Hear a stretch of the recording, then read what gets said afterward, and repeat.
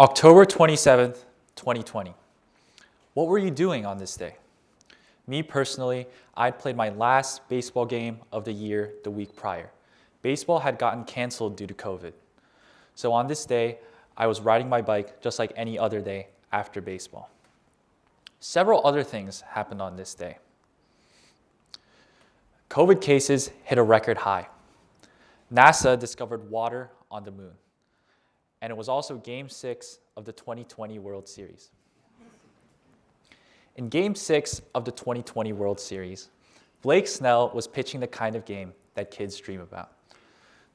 2 hits, no runs, 9 strikeouts. The Dodgers didn't just look tired, they looked confused. Snell's slider was disappearing. His fastball was exploding up in the zone. Everyone watching could feel it. This was his game. But then, the Rays manager walked out of the dugout and onto the mound and took the ball out of his hand. And just like that, he was out of the game.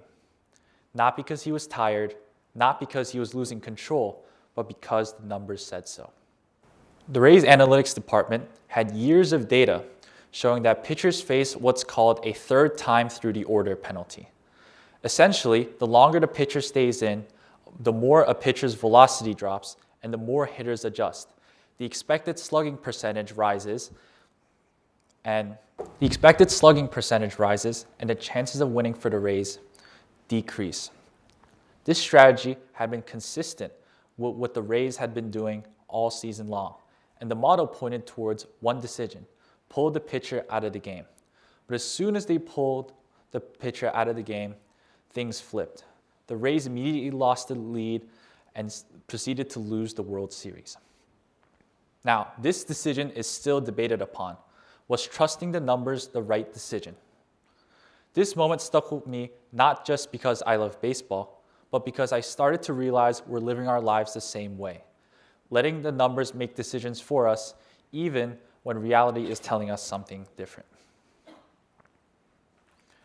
Baseball has been America's pastime since the 19th century, had been there from the start of the Civil War to the Civil Rights era, reflecting on American life. But over the last 20 years, baseball has transformed from America's pastime to something resembling that of a graduate-level statistics course. We traded the smell of the grass for the glow of the laptop.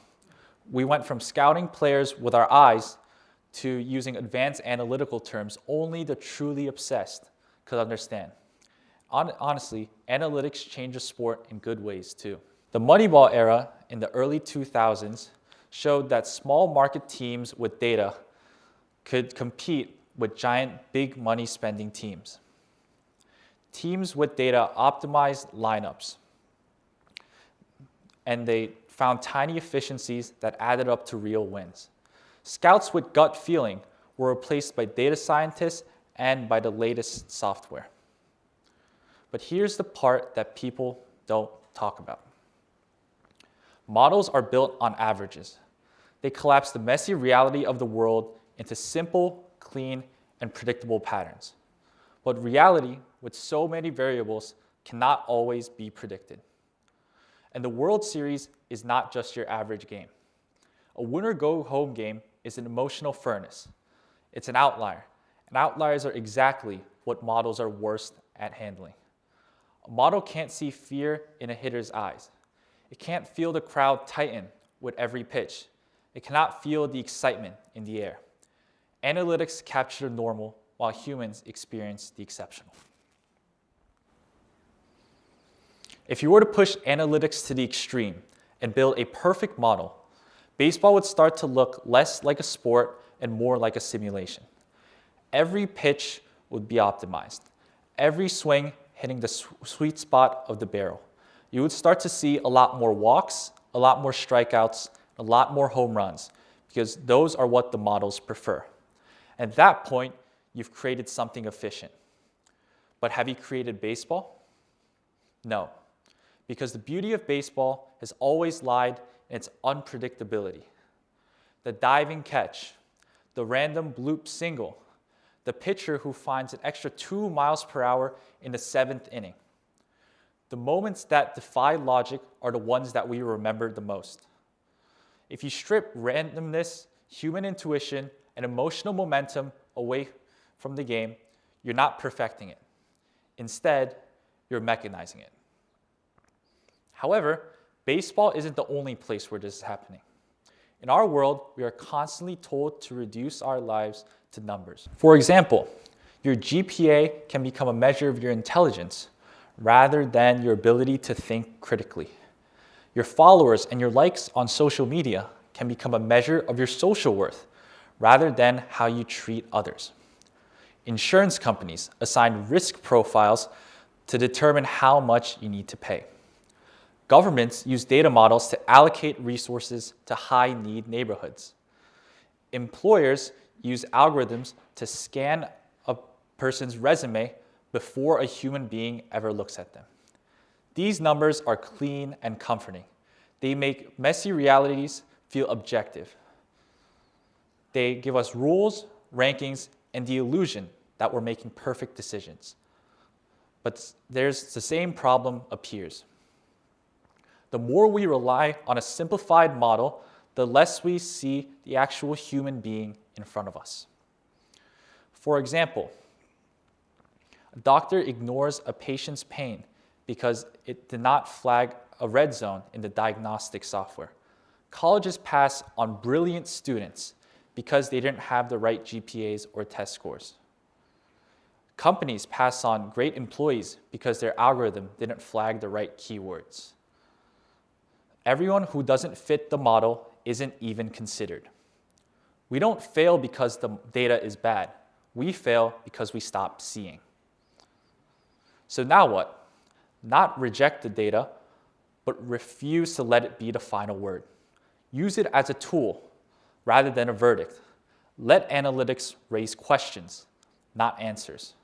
And when a model gives you an answer, ask yourself, what might this be missing? Who isn't included in this data? What human factor isn't represented in this equation? Take social media algorithms, for example. Every day, social media algorithms decide what you see and what you don't. And this cycle is repeated over and over again. They are designed to maximize engagement rather than understanding. They are mirrors, not windows. And here's the problem. The model doesn't challenge you. It doesn't make you think. It doesn't question if you're wrong. It doesn't show you what you might be missing out on. Instead, it reinforces. And over time, your feed gets narrower. Your beliefs feel stronger. But you don't notice the walls closing in because the experience feels comfortable, logical, and personalized. But that's the point. Because the model isn't lying, just like in baseball, it's just incomplete. Algorithms capture patterns in your behavior, but cannot capture curiosity. It cannot capture growth. It cannot capture the moment when learning something new changes the way you think and view the world. We see this everywhere, in baseball, in social media, in school. Things that are easiest to measure become the things that we value the most. For batting average, it might matter more than teamwork. GPA might matter more than the learning process or having a growth mindset. But the most important parts of being human cannot be reduced to numbers without losing their meaning. When measurable things become a goal, it's not good because they were never supposed to be. So the lesson isn't to reject the numbers. It's to understand what they actually are. Statistics are summaries, not realities. They tell us something, but not everything. Take Anscombe's quartet, for example. In 1973, statistician Francis Anscombe created 4 completely different data sets. But here's the catch. If you look at the 4 graphs closely, they have the same mean, they have the same variance, they even have the same linear regression line. The calculated models are exactly the same, But if you look at the whole picture of the graph and every single data point, they could not be more different. And that's the point. Because when we chase perfection through math alone, we risk losing the nuance and the unpredictability that actually define excellence. Data can guide us. It can inform us. But it cannot see what is right in front of us. It cannot measure grit, growth, passion, love, perseverance. Numbers tell you something, not everything. You have to ask yourself, what's missing? And to be clear, I'm not against analytics. Data and numbers are not the real problem. The real question is who we choose to value and what we control. Because when things that are measurable become what's most important, we lose sight of what can't be measured. And just like Yogi Berra said, you can observe a lot just by watching. Sometimes the most important information isn't hidden in the data. It's right in front of us if we're willing to see it. Because the future of baseball and the future of our decisions will not just be shaped by the models we build, but by whether we choose to look beyond them. Thank you.